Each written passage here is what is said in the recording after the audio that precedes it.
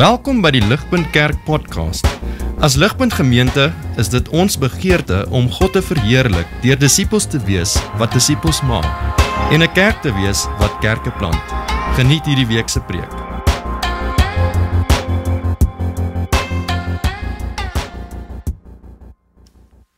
Goeiemôre. Daar is baie beter.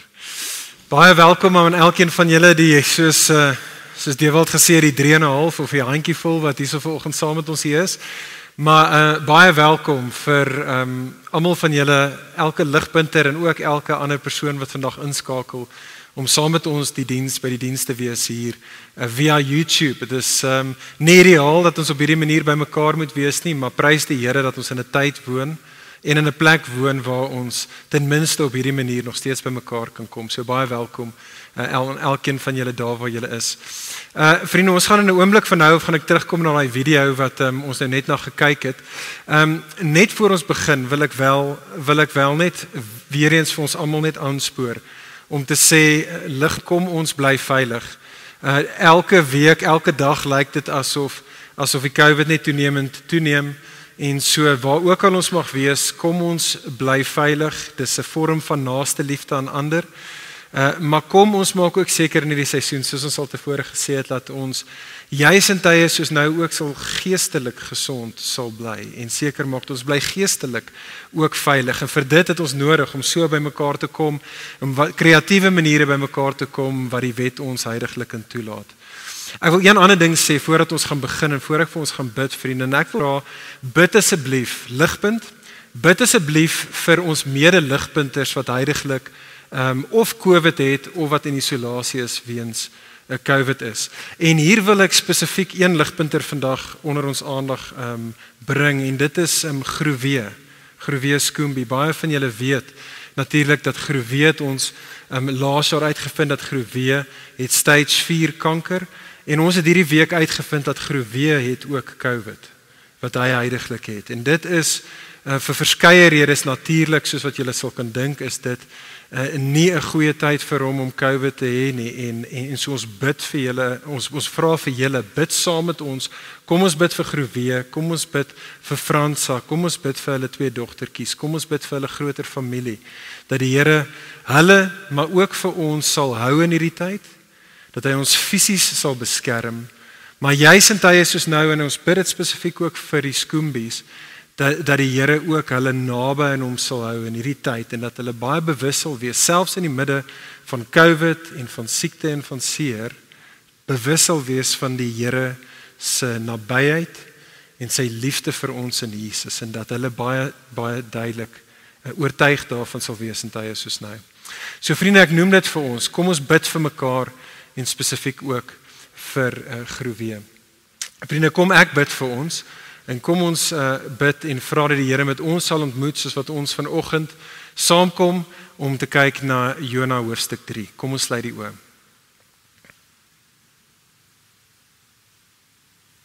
Ja Vader, ons kan net stil raak. Here, en ons kan net kyk na U. Here, ons kyk na U in geloof. Here, as die een soos wat ons reeds vanoggend gesing het, wat op die troon sit. En soos wat U op die troon is, beteken dit dat U regeer en U is in beheer. En alles, Here, soos U beloof wat U in hierdie wêreld doen, is nie net tot U verheerliking nie, maar doen U ten goede van die wat U kinders is. Here, ons sê hierdie dinge maklik, dit is moeilik vir ons hart om dit te glo. En so Here, ons kyk na U. Ons kyk na U, Here, en so ons bid, Here, soos wat ons kyk, wil ons ook luister. Here, praat vanaf die troon af, ook vanoggend met ons, deur U woord, deur Jona hoofstuk 3. Here, kom praat hard en duidelik, en sagkens met ons, U kinders. Kom bemoedig ons daar waar ons bemoediging kort. Here, kom spreek ons aan waar ons nodig het om aangespreek te word. Maar Here, kom en vernuwe ons. Kom, maak ons meer soos die Seun, vir sy verheerliking en vir ons voordeel bid ons dit. Amen. Vriende, daai video wat ons sopas na gekyk het, was 'n terreuraanval wat ISIS uitgevoer het in 2014 in Mosul, wat een van die noordelike stede is in hedendaagse Irak. En die rede hoekom ons na daai video vanoggend gekyk het, is want daardie video hou verband met vandag se teksgedeelte. Jy sien die stad Mosul is maar net die nuwe naam vir die antieke stad van Nineve. En daai gebou wat daar so opgeblaas was deur ISIS in die terreuraanval, was 'n moskee geweest. Dit was die moskee van Nabi Yunan, die moskee van die profeet Jona. Dit mag dalk as 'n bietjie van 'n verrassing vir jou kom, maar Jona word nie net gesien en geëer as 'n profeet vir Jode en vir Christene nie, maar ook so in Islam. Soos wat Islam en spesifiek die stad van Nineve oor die laaste klomp eeue al spesifiek onthou van juis hierdie insident wat ons vandag van gelees het in Jona 3. Die dag toe die profeet Jona in Nineve aangekom het met sy boodskap van bekering en waar 'n hele stad grootskaals radikaal tot inkeer gekom het en waar dit reformatie, hernuwing in Nineve teweeggebring het. Selfs die moslems vier dit. Maar die terreuraanval wat ons nou net daarna gekyk het wat in 2014 geskied het, praat ook en bevestig op 'n ander manier vir ons iets wat in ons teksgedeelte van vandag was. Dit is nogals ironies, maar wat ISIS gedoen het, is hulle het probeer die moskee opblaas, want in hulle kop is daar net te veel lyntjies in 'n direkte lyn tussen dit en die Jode en Christendom, en so hulle het probeer om dit te vernietig. Maar wat eintlik gebeur het, is toe hulle die moskee opgeblaas het argeoloë daarna onder daardie gemors wat daar gelê het hulle die mirasies gevind van 'n ou antiek Assiriese paleis. En in 2017 het die argeoloog gevind dat onder daai afgebreekte moskee is daar hierdie paleis en hier op die skerm behoort julle te sien, hulle het daarso die inskripsies gevind. Hulle het inskripsies gevind van hierdie ou Assiriese koninkryk. En dit lees as volg. Dit lees en sê, "This is the palace of Esarhaddon, the strong king, king of the world, king of Assyria." Inderdaad, Esarhaddon, vriende, lees ons in ander inskripsies oor hom, lees ons die volgende. Het sê dat Esarhaddon was the one who treads on the necks of the people of Cilicia. En van hom sê hy self, Esarhaddon sê op ander plekke oor homself, hy sê, "I surrounded and conquered and plundered and demolished and destroyed and burnt with fire 21 of their cities," wie ook al hulle was, "together with small cities and their surrounding areas." Met ander woorde, vriende, die punt is ons gedeelte van vandag, wat ons vir ons gelees was nou net, word bevestig. Van hoe Nineve was, soos ons teksgedeelte hier sê, vers 2 en 3, 'n great city, vers 3, 'n exceedingly great city. Met ander woorde, die Nineve van daardie dag was 'n magtige mense, hulle was groot en ryk en sterk en hulle was selfstandig gewees. En dit bevestig vir ons die woorde van vers 8 in ons gedeelte, dat die Nineve van daardie tyd was 'n plek wat bekend was vir hulle evil ways. Hulle was bekend vir hulle violence, vir hulle goddeloosheid, vir hulle gruweldade. En vriende, ek begin hier vanoggend. Ek begin hier want dit wat Jona 3 vir ons hier beskryf. Inderdaad, dit wat die geskiedenis vir ons bevestig, is iets wat as ek moet eerlik met julle moet wees, wat ek sukkel om te glo. En ek dink ek is nie die enigste een wat sukkel om dit te glo nie. Die idee van 'n groot en 'n magtige, 'n goddelose mense wat hoor dat hulle moet bekeer en die knie buig voor die ware God en hulle doen dit. My hart sukkel om dit te glo en ek dink ons almal se harte sukkel om dit te glo. Vra jouself dit af. Dink jy regtig, nie teoreties nie, dink jy regtig, vriendin, dat dit is moontlik dat ek en jy môre kan wakker word of oor 'n week van nou af kan wakker word en ons hoor dat die einste ISIS het radikaal tot bekering gekom en dat hulle nou soos een man almal die naam van Jesus bely? Dink jy regtig, nie teoreties nie, dat die goddelose, sekulêre, westerse wêreld van ons dag, die Hollywoods van ons wêreld, dat ek en jy oor 'n maand van nou af kan wakker word. En ten spyte van al hulle ideologieë en van al hulle agendas en hulle materialistiese welvaart, dat ons hoor dat die hele Hollywood bely die naam van Jesus en besluit om hulle lewens te gee vir sy koninkryk. Trek dit 'n klein bietjie nader aan jou en my. Vriend, vriendin, wees eerlik met jouself.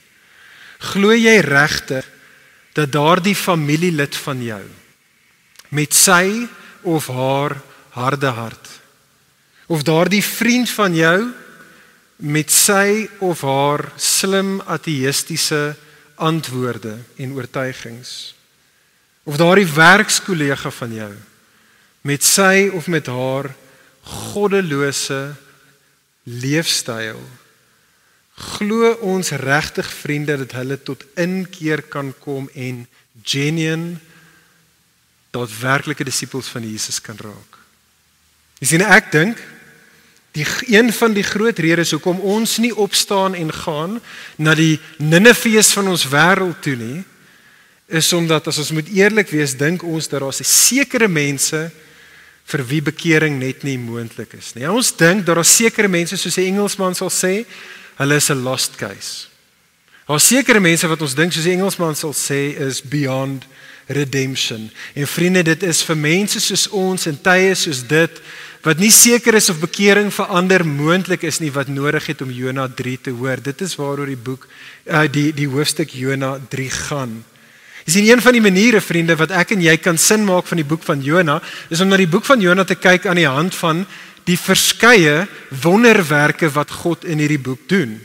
4 hoofstukke en in elke hoofstuk sien ons dat God 'n wonderwerk doen. In hoofstuk 1 kom God en wat hy doen is hy stuur bonatuurlik baie vinnige storm en hy is die een wat se muur die storm kan laat bedaar. Hoofstuk 2 sien ons dat God nog 'n wonderwerk doen. Hy stuur 'n vis om vir Jona te red en vir Jona om vir 3 dae in die vis lewend te kan bly. Dis nogal 'n pretty groot wonderwerk. Maar vriende, weet julle wat? Dit is eintlik Jona hoofstuk 3. Wat eintlik die grootste en verseker die belangrikste wonderwerk in die boek van Jona is. Dit is die wonderwerk van hierdie magtige en goddelose mense van Nineve wat tot 'n radikale grootskaalse bekering kom. Vriende, dit is die wonderwerk, die ene wat vir ons amper so klein bietjie ons mislees, is eintlik die groot en die belangrikste ene. En dit is waaroor Jona 3 vandag gaan. Jona 3 is daar om vir ons nie te vertel dat Nineve tot bekering gekom het nie, maar om vir ons te verduidelik hoe Nineve se groot bekering plaasgevind het en hulle bekering uitgespeel het. En wat ons gaan sien in hierdie gedeelte, en hou asseblief julle Bybels byderhand, wat ons gaan sien in vandag se gedeelte, is dat in hierdie storie wat gaan oor bekering, is daar eintlik 3 bekerings, wat ek graag onder ons aandag vandag wil bring. Die eerste bekering wat ons sien hierso, is in vers 1 tot 3, en dit is Jona se bekering. So Jona se bekering, kyk saam met my raak daarso vriende.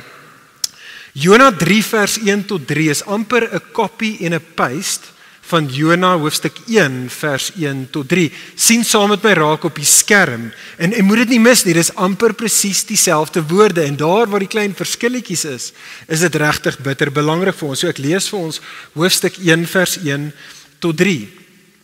Die boek het begin deur te sê, "Now the word of the Lord came to Jonah, the son of Amittai, saying, Arise and go to Nineveh, that great city, and call out against it, for their evil has come up before me. But Jonah rose to flee to Tarshish from the presence of the Lord." Dan kom ons nou by vandag se gedeelte, hoofstuk 3 vers 1 tot 3, wat lees as volg, amper dieselfde. "Then the word of the Lord came to Jonah the second time, saying, Arise, go to Nineveh, that great city, and call out against it the message that I tell you. So Jonah arose and went to Nineveh according to the word of the Lord." Vriende, die punt is super duidelik daar. Hier het ons Jona se bekering. Ons het Jona wat tot inkeer kom. Die woord, vriende, bekering, of om tot inkeer te kom, beteken letterlik om iemand te wees wat in die eerste plek, en dit is super belangrik, in die eerste plek anders te begin dink oor iets.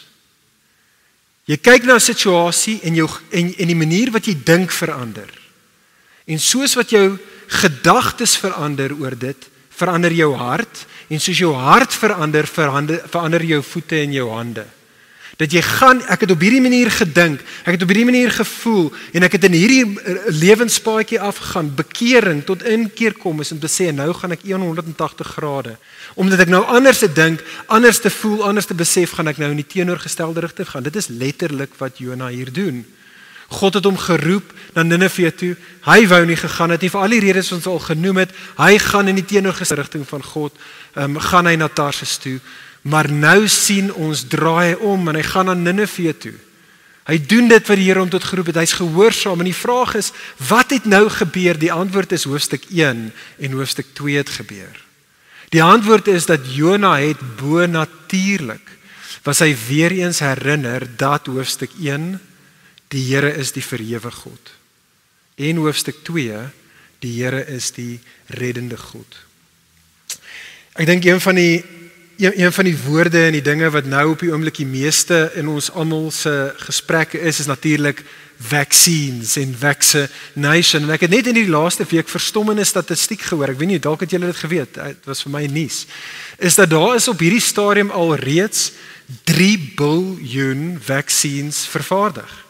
Dit is amper die helfte van die populasie van die wêreld. 3 biljoen is vervaardig, wat of mense nou al gehad het en die vaksin gekry het, of waar ten minste die ryk welaflande nog van daai vaksins wat vervaardig is reeds het, en wat hulle hou of nou vir hulle die kinders wat op 'n stadium moet kry, of dalk vir 'n rainy day as dinge regtig suid gaan in hulle lande. Maar daar's net 0,9% van daai 3 biljoen vaksins wat huidigelik in die lae-inkomste lande van die wêreld is. 0,9% van die lae-inkomste lande se mense het ten minste 1 shot van die vaksin gehad. En daar was 'n artikel gewees net so 'n paar weke gelede deur 'n professor van Oxford, 'n professor van infeksie en immuniteit, sy naam is Andrew Pollard, en waar hy sê dat die ryk lande het 'n verantwoordelikheid. Hy praat in sy artikel oor die ryk lande het 'n moral duty teenoor die arm lande. Dat hulle nie net al die vaksins wat hulle het en hulle loop al klaar rond sonder maskers as jy Wimbledon kyk, dit lyk awesome. Hulle het nie net 'n duty vir hulle self nie, hulle het 'n moral duty teenoor die ander om daai vaksins wat hulle het, nie net te hou vir hulle self nie, maar inderdaad om dit ook te gee of ten minste te verkoop aan die lande, die arm lande wat dit op hierdie stadium nog steeds nodig het. Met ander woorde, vriende, as jy mooi daaroor dink, beteken dit dat die arm lande se lot in 'n mate afhang van die ryk lande se hartsoortuigings. Hulle het as dit ware 'n hartsverandering nodig, en as hulle dit nie gaan doen nie, gaan daai vaksins nie vinnig genoeg by die res van die wêreld uitkom nie, en dit is omtrent wat ons hier het in Jona hoofstuk 3 vers 1 tot 3. Vriende, wat ons hier het en wat ek en jy nodig het om te besef, is dat voordat Nineve tot inkeer kan kom, was dit nodig vir Jona om eers 'n hartsverandering te ondergaan. Dit was eers nodig. Nineve kan nie tot bekering kom tot Jona nie eers tot bekering kom. Die Nineve kon nie draai voor Jona nie eers gedraai het nie, en in lyn met die Here se wil opgestaan het en aan Nineve toe gegaan het met hierdie boodskap vanaf God af nie. En vriende, soos met Jona, so ook met ons. Vriende, hoor mooi, voor bekering daar buite kan geskied, moet daar eers hier binne en in ons harte bekering geskied. Ons het nodig om tot inkeer te kom. Die realiteit is, ons lewe, vriende, in 'n tyd en 'n plek waar om ander mense te roep tot bekering is nie iets wat die wêreld waarin ons woon baie van hou nie. Die idee daarvan om vir iemand anders te sê, dit wat jy doen is nie reg nie, die manier wat jy kyk na die lewe is verkeerd, nie net teenoor die God wat jou geskep het nie, maar dit is nie goed vir jou nie, dit dit is nie goed vir die wêreld om jou nie, en so dink anderste en wysig jou lewe. Vriende, om daai boodskap vandag te kommunikeer, om mense te roep tot bekering, is iets wat glad nie populêr is nie. In fact, dit is 'n ding wat in ons moderne wêreld die verskriklikste vorm is van 'n haatlike ding wat jy kan doen. Om ander mense te roep tot bekering word gesien as jy is self-righteous, en dit word gesien dat jy is veroordelend en jy is liefdeloos. Ons praat daarvan en sê dit is hate speech. Die gevolg daarvan is dat ons as Christene in die wêreld van vandag 'n mense is wat amper nooit meer die wêreld om ons roep tot inkeer nie. Ons waag dit nie. Ons bly maar liewerste net stil in ons holy huddles en ons bly stil terwyl daar 'n Nineve om ons is wat die Here sê geroep moet word tot bekering. Die skokkende ding is, vriende, as ons moet eerlik wees, is ons in die weste in 'n tyd soos 21 in 'n plek soos Pretoria 'n mense wat nie eers meer mekaar tot inkeer roep nie. Meer Christene nie. Alhoewel dit per definisie beteken om 'n disipel van Jesus te wees, ek sê Jesus is my koning, en wat dit beteken om kerk te wees is te sê ek is in disipelskap verhoudings met ander, wat ek wil hê ander moet my help en accountable hou en my help om met Jesus as koning te lewe. Vriende, ons is 'n generasie wat nie eers praat nie eers van die wêreld buite nie, ons roep nie eers met mekaar tot 'n inkeer nie. En vriende, dit is 'n massiewe probleem. Dit is 'n massiewe probleem, want bekering is fundamenteel tot ware godsdiens. Dit het my getref in die laaste tyd. Johannes die Doper, Jesus sê Johannes die Doper is die godlieste ou wat nog ooit geleef het. Hoe begin Johannes die Doper sy bediening? Heel eerste woord, dit is die eerste woord waarmee hy sy bediening begin. Matteus 3 vers 2, repent. Repent, for the kingdom of heaven is at hand. Hoe begin Jesus, vriende, sy bediening? Die heel eerste plek waar ons woorde het uit Jesus se mond uit is Markus 1 vers 15. Jesus begin sy bediening deur te sê, the time has come, the kingdom of God is at hand, repent and believe the good news. Vriende, hoe het Pinkster afgeskop? Handelinge 2, toe die Gees uitgestort is oor die kerk, die ontstaan in die begin van die kerk, die apostels, Petrus gee sy heel eerste preek, en hy verkondig die evangelie, en die mense vra vir Petrus, wat moet ons doen? Vriende, die heel eerste opdrag uit die lippe van die apostels aan ons is, repent.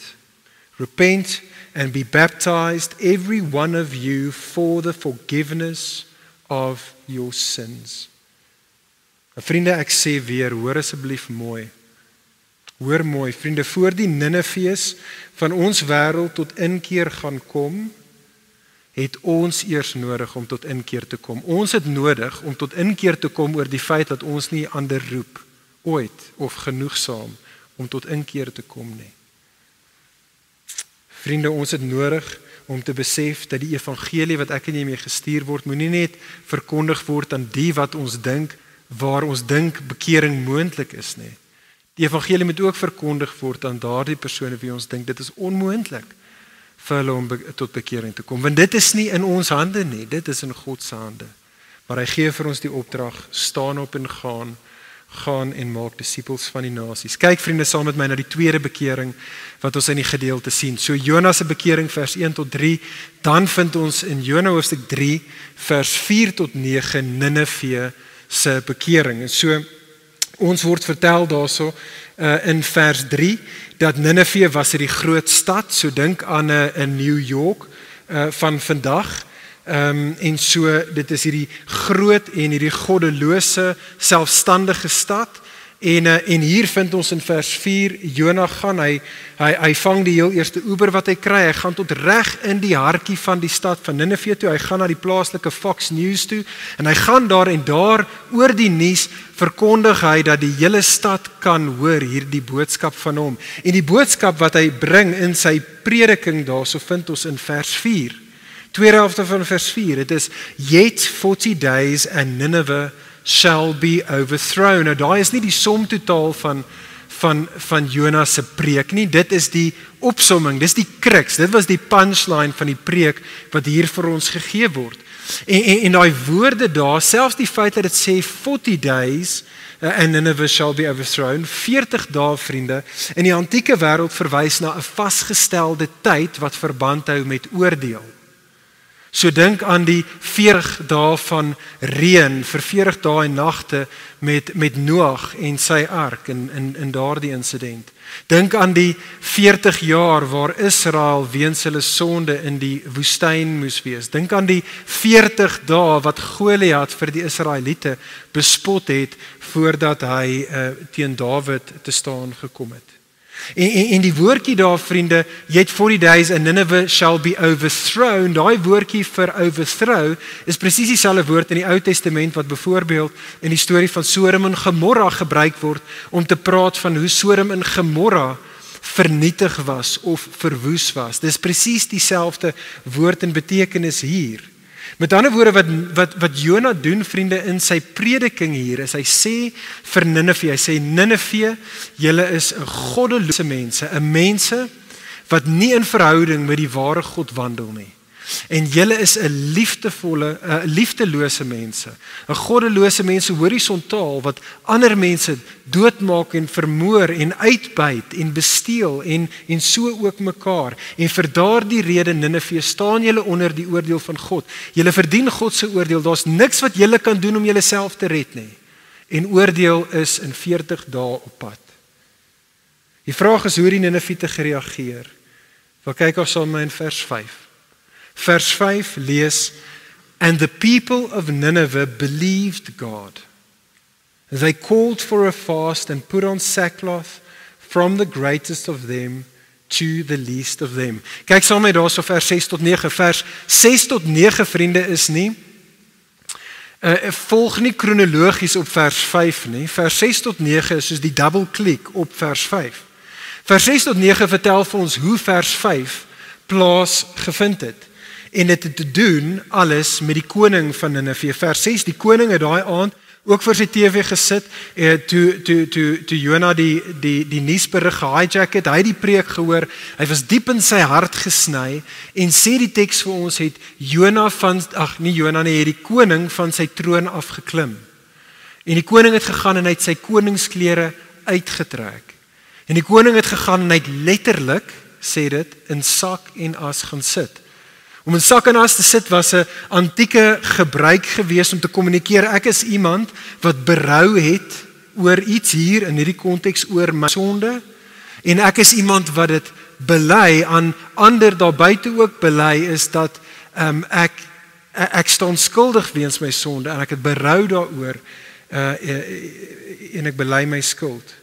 En so in vers 7 tot 8 wat ons daar sal sien is die koning gaan dan amper soos wat president Ramaphosa doen met die familie meetings en hy gaan dan en hy roep dan die hele stad en hy roep die hele al die mense van Nineve saam en hy sê vir hulle vir elke man en vir elke vrou en vir elke kind en hy sê dit selfs hier vir die diere, ek weet nie lekker hoe dit werk nie, maar hy sê vir hulle almal, julle kom ons bely ons sonde. Kom ons hê berou oor dit wat vir ons uitgewys is. En kom ons moet dit nie mis nie, kom ons gaan en ons heroriënteer ons lewenswandel. Kom ons draai weg van ons weë, kom ons draai na die Here toe. Kyk op vers 8, let everyone turn from his evil way and from the violence that is in his hands. En dit is dan vriende, dit is hoe vers 5 gebeur het, hoe Nineve tot inkeer gekom het. Ek wil eers met stop hier vir 'n oomblik, want ek dink daar's net hier in Nineve se bekering is daar 2 lesse vir ons ook. Die eerste les is vir die van ons wat dalk nog nie Christene is nie, wat nog nie tot bekering gekom het nie. Jy sien, dalk sit jy vandag hierso of dalk luister jy vandag in hierso saam met ons en jy is nog nie 'n Christen nie. En dan wil ek vir jou sê, ek dink een van die redes hoekom ons so baie kere nie daarvan hou as ander ons roep tot bekering nie, is juis eintlik want in ons harte hou ons nie van die idee van 'n God wat ons moet oordeel nie. Ons is nie 'n mense wat hou van die idee van 'n God, punt 1 nie, maar verseker nie 'n God wat oordeel nie. Maar ek wil vir jou vra, indien dit jy is, om nog 'n klein bietjie dieper in jou hart vir 'n oomblik net in te kyk. Want julle sien vriende, ek dink, as ons mooi daaroor dink, is 'n God wat ongeregtigheid straf, presies wat ons harte eintlik begeer. Jy sien, ons almal het in die laaste week die nuus gehoor dat oud-president Zuma skuldig bevind is en nou vir 15 maande, ten minste vir 15 maande vir nou, gaan tronk toe gaan. En ek dink dat meeste van ons, toe ons het gehoor, het so 'n klein bietjie van 'n fistpump gegee. En meeste van ons het gesê, dis reg so. Justice. Want julle sien, diep in ons harte, almal van ons weet ons dat daar seker dinge in die lewe wat reg is.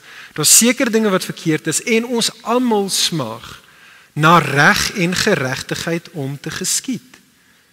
Ons almal smag dat die Mugabes van hierdie wêreld en die Hitlers van hierdie wêreld aanspreeklik gehou moet word vir hulle gruweldade.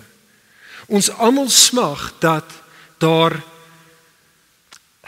'n God sal wees wat vir vroue slaaners en verkragters en kindermishandelaars hulle verdiende loon sal gee. Maar die vraag wat ons onsself moet afvra, vriende, is waar wil jy hê moet so 'n God die lyn trek? Watter sondes dink jy moet daardie God, wat 'n God is wat verkeerdhede aanspreek en wat sonde straf, waar wil jy hê, watter sondes dink jy moet hy oorsien? En watter sondaars moet hy oor die hoof sien? Vriende, dit is hier waar ek en jy nodig het om onsself te herinner aan die woorde van die Bybel, kyk saam met my op die skerm van Romeine 3. Romeine 3 kom Paulus en hy sê, soos 'n dokter aan 'n pasiënt daardie nuus wat die persoon nie wil hoor nie, maar wat nodig is om gehoor te word. Paulus sê vir ons, Romeine 3 vers 10, no one is righteous, not even one. Romeine 3 vers 12, all have turned aside. Together they have become worthless. No one does good, not even one.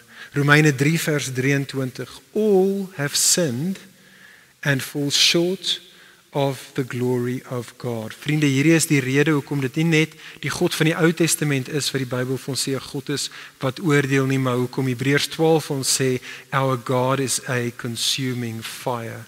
Dit is hoekom Jesus, vriende, Jesus die persoon in die Nuwe Testament is wat die meeste mense gewaarsku het oor die realiteit van God se komende oordeel en gewaarsku het oor die aaklige realiteit van die hel. Die vraag is, wat moet ons doen as ons hoor dat almal van ons in en van onsself, almal van ons verdien God se oordeel?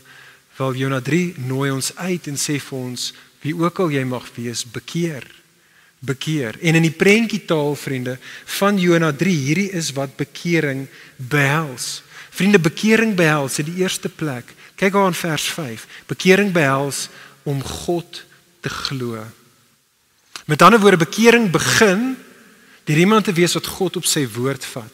Om vir God te glo wat hy oor homself sê, dat hy is die enigste ware God, daar's geen ander God nie.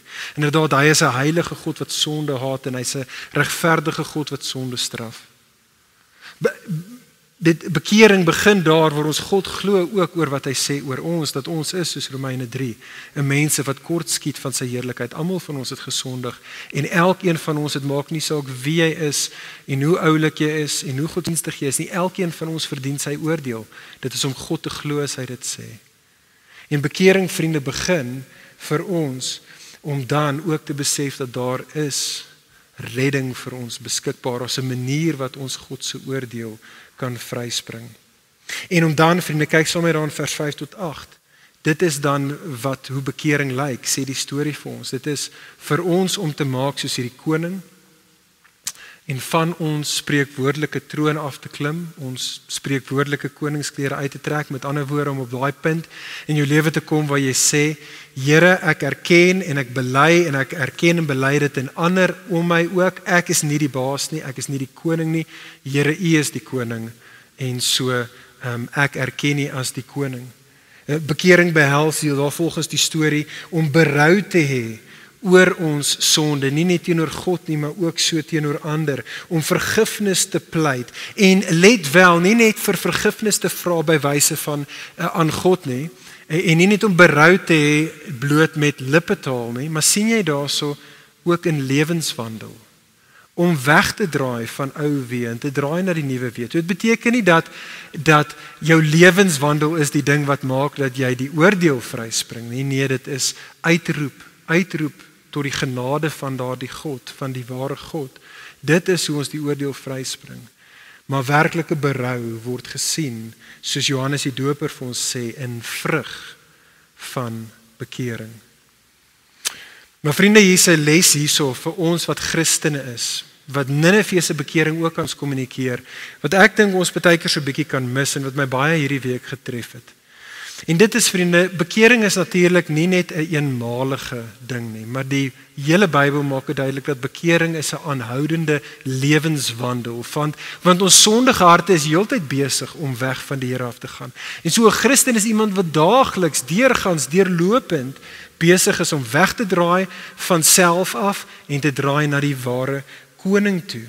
Maar vriende, wat my getref het hierdie week en wat ek dink 'n les is vir ons almal, is dat daar is ook 'n rol wat ek en jy soos hierdie koning kan hê in die bekering van ander. Spesifiek van die van ons in leierskapsposisies. So dalk is jy hier en jy is 'n man en jy is die leier van jou huis. Mans, kan ek julle aanspoor, kan ek julle uitnooi? Lei jou huisgesin deur die eerste een te wees wat bekeer. Lei jou vrou en lei jou kinders, daar waar jy of julle droog maak, lei hulle deur te sê, kom ons bekeer, kom ons draai na die Here toe, kom ons sê vir hom jammer, kom ons draai weg, kom ons klou vas in hom. Dieselfde geld natuurlik ook vir vrouens, vir ma's wat ook leiers is oor hulle kinders. Vriende, dieselfde geld vir ons in die konteks van ons werke. Baie van ons is bevoorreg dat jy is 'n leier in jou maatskappy of in jou span. Vriende, ons het beide die verantwoordelikheid en die voorreg om mense onder ons te lei in bekering. Daar waar jy droog maak, daar waar jy dalk droog gemaak het, lei ander deur te begin, deur te lei met bekering. En vriende, dieselfde geld vir ons as 'n kerk. Dit geld ook in hierdie sfeer van leierskap. Dalk as jy die leier van 'n ligpunt gesin. Ligpunt gesin leier, kan ek jou uitnooi. Lei jou ligpunt gesin in bekering. Wees die eerste ene wat sê, ek het gesondig teen die Here. Ek het vergifnis nodig. Ek kyk na hom. Kom julle saam met my. Ligpunt gesin leiers, kom ons wees sulke leiers. En dieselfde geld ook vir ons as ouderlinge. Dieselfde geld vir ons as die ouderlinge. Ek dink die laaste jaar en 'n half was dit 'n pynvolle les wat ons moes geleer het. Ek dink vir te lank vir ons as ouderlinge, en ek praat hier van myself, nie eers vir die ander ouderlinge nie, vir te lank het ek gedink die manier wat jy lei is om uitgesorteer te lyk, om te lyk asof jy het nie soos 'n sonde instaf nie. Maar natuurlik net soos wat die hele gemeente, ons eie peisies en vraatjies, as die ouderlinge gesien het in die laaste jaar en 'n half, is dit ook 'n geleentheid vir ons, is 'n geleentheid vir ons om te sê, maar ouderlinge, kom ons lei deur bekering. En vriende, ons is besig om dit te doen, ons het dit al gedoen, ons roep uit na die Here, ons roep uit en ons probeer dinge regmaak met mekaar, en ons kom na die Here toe. En dit is 'n wonderlike plek, dit is 'n wonderlike seisoen om in te wees, en ek wil vir julle as die gemeente uitnooi en sê, bid vir ons, soos wat ons ook die gemeente wil lei in bekering. Vriende, ons kom by die laaste gedeelte, ons is amper daar. Die derde gedeelte in die storie van Jona 3, waar ons verder bekering sien uitspeel. Ons het Jona se bekering gesien, ons het Nineve se bekering gesien, maar kyk saam met my nou in Jona 3 vers 9 tot 10, God se bekering.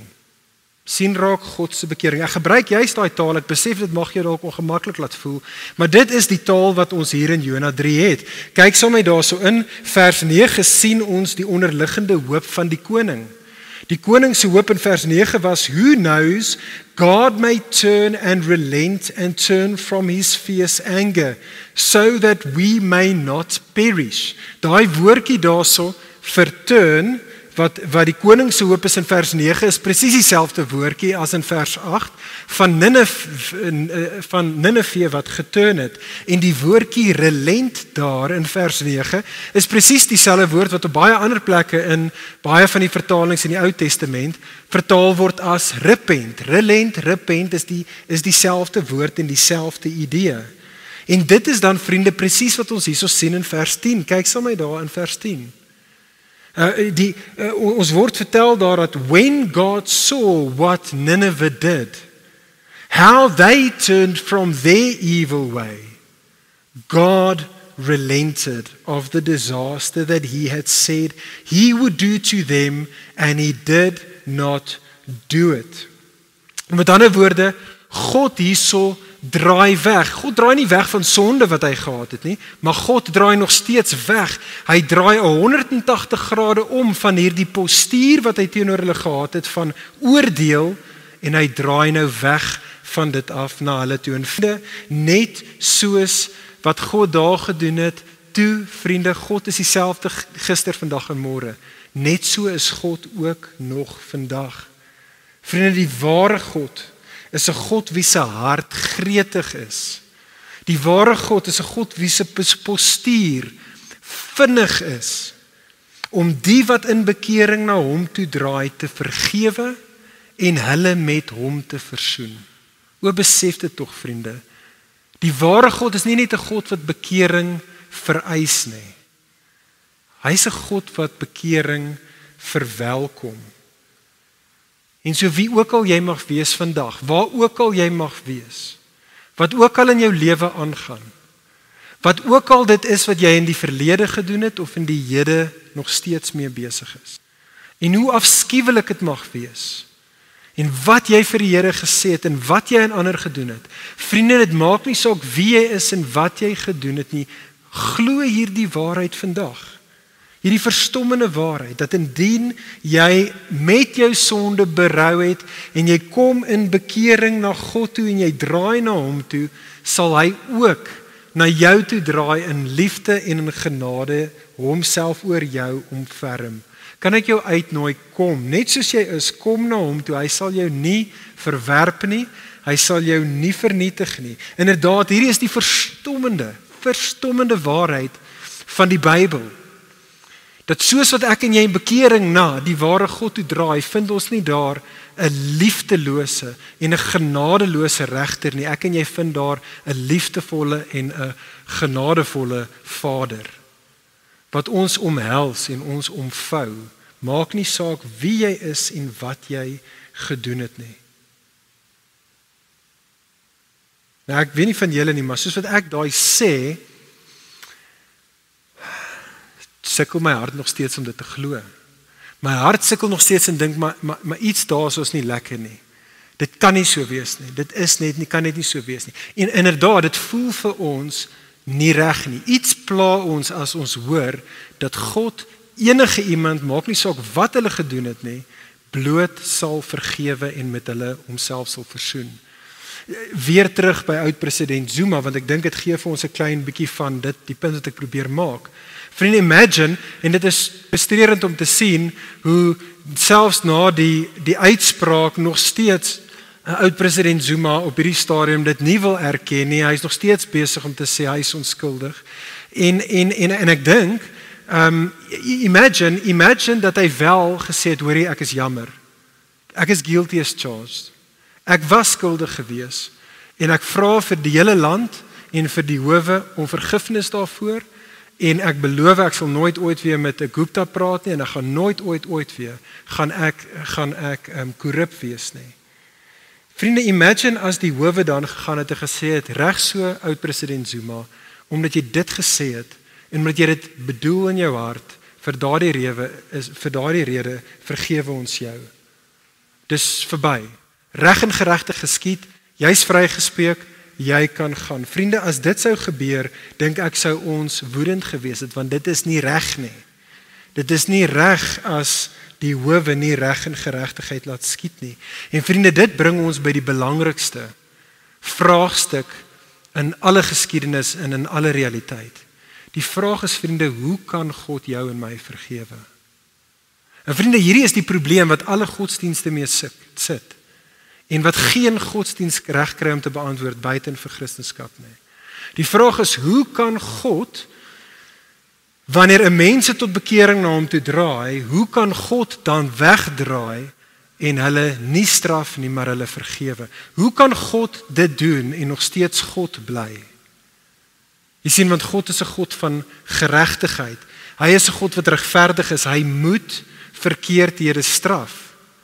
Maar God is 'n God van genade, hy's 'n God van liefde, hy's 'n God wat beloof het dat hy sal sy mense red. Vriende, hoe kan God jou en my sonde straf en nog steeds ons red en in die proses God bly? Die antwoord is net die kruis. Die kruis is die een plek in wêreldgeskiedenis, vriende, waar God dit reg gekry het. Om beide regverdig te wees en genadig tergelykertyd te kan wees. Die kruis is die plek in die taal van die storie waar die ware koning van sy troon afgeklim het, waar die ware koning sy koningsklere uitgetrek het, waar hy homself verneder het, selfs tot op die punt van die kruis. En daar op die kruis het die ware koning gesterf, nie omdat hy sonde gehad het nie, maar hy het daar gesterf. Hy was nie soos die koning hier, een wat saam met die mense sondig en skuldig was nie. Hy was eintlik die onskuldige een. Maar hy gaan in hulle plek, vat hy die straf namens hulle. Soos die koning en die mense hier, mis hy nie die oordeel van God nie. Hy drink die volle beker op die kruis van die oordeel van God. En hy doen dit, vriende, sodat aan die een kant ons sondes vergewe kan word, maar meer belangrik is dit sodat God kan bly. In die taal van Romeine 3 vers 25, Jesus was die versoeningsoffer, sê Paulus in Romeine 3, so that God might be just and the justifier of the one who has faith in Jesus. En vriende, dit is die skandal, dit is die skandaal van Christendom. Dat God mense soos ons kon vergewe, want hy het die straf homself gevat. En so ek wil daarmee afsluit. Ligpunt, ek wil ons uitnooi. Kom, wie ook al jy is, dalk vir die eerste keer, dalk vir die 1000ste keer in jou lewe. Kom in die naam van Jesus na hierdie God toe. Draai in geloof en bekering na hom toe, met al jou sonde. Kom na hom toe en weet dit, soos wat jy na hom toe draai jy na 'n liefdevolle en 'n genade Vader toe, wat jou nie sal verwerp of jou nie sal vernietig nie. Hy sal jou omhels en jou omvou en na jou omsien. Kyk na hom, draai na hom toe, maar laaste uitnodiging, ligpunt, soos wat ons kom in die naam van Jesus na God toe, kom ons gaan dan ook in die naam van Jesus na ander toe. Kom ons gaan, ligpunt, en ons gaan roep ander tot bekering. En ons gaan roep hulle tot bekering, want ons weet bekering is moontlik.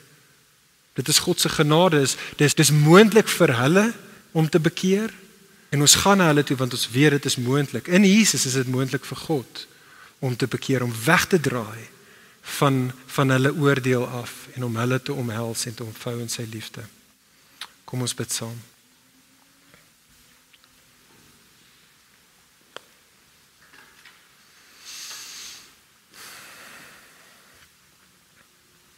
Ja, Vader, ons kom na U toe. Ag, Vader, ons is so lief vir U. En U is 'n verstommende God, Here, dat U, Here, nie vir ons gee wat ons verdien nie, omdat U in U Seun alles gevat het wat ons verdien. Ag, Here, dankie vir die wonderwerk van bekering. Here, dankie dat U in baie van ons lewens reeds bekering bewerkstellig het. En Here, ons vra U vir meer van dit. Here, maar ons bid vir die Ninefees van hierdie wêreld, en ons bid vir die Ninefees van ons lewens. Here, en ons bid en vra, Here, dat U ook daar bekering sal bewerkstellig. Here, ons glo U, ons weet U kan dit doen. En so, Here, in die lig daarvan stuur ons uit.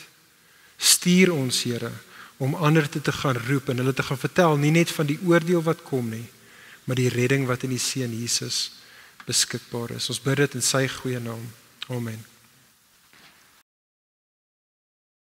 Vir meer inligting oor Ligpunt Kerk, besoek gerus ons webwerf op www.ligpunt.com of kontak ons gerus by info@ligpunt.com.